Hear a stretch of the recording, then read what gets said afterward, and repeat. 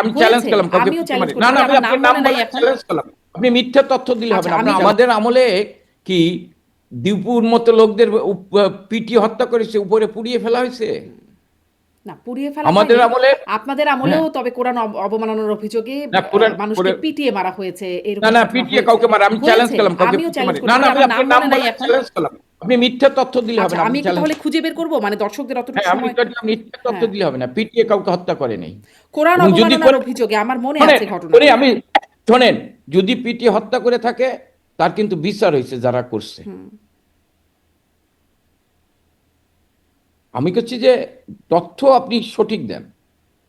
মানে এরকম ঘটনা, এটার ঘটনা যে আধিক্য হয়েছে না বা না না ঘটনা যে আপনি বেড়েছে, আমি যদি সেটি মনে করি, আপনি দৃশ্যমান। যদি, না না না আপনি যদি মনে করেন যে আজকে লক্ষ্মীপুরের আয়শাকে পুড়িয়ে মারা হয়েছে, আপনি যদি সেইটাকে ঢাকার জন্য অন্য রেফারেন্স নিয়ে আসেন তাহলেই তো দুঃখজনক। না না না, ওটা ঢাকার জন্য নিশ্চয়ই না, সেটি আপনারা ঢাকার জন্য আমরা নয়। আমরা আমরা খারাপ ছিলাম, আপনারা ভালো হচ্ছেন না কেন? সেটি তো প্রত্যাশাই বটেই। আমরা খারাপ ছিলাম না, আপনারা ভালো হচ্ছেন না। আয়শাকে কেন পুড়িয়ে মারা হলো? সে তো আওয়ামী লীগ করে না, তার বাবা বিএনপি করে।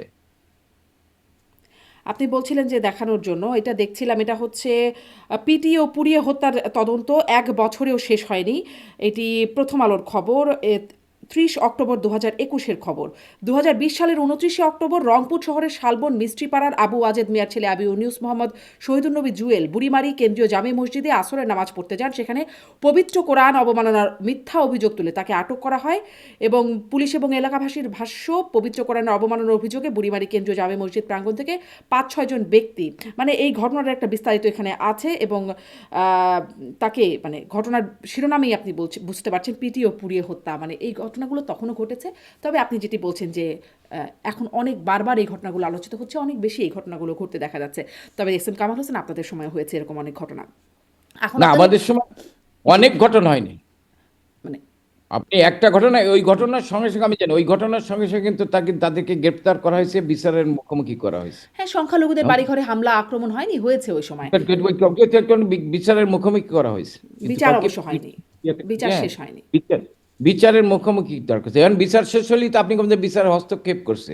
এখন এদের মতো যদি আমরা আদালত গঠন করে আপনার সাজা দিয়ে দিতে পারি ১ মাসের ভিতরে, তাহলে তো বিচার শেষ হয়ে যাবে।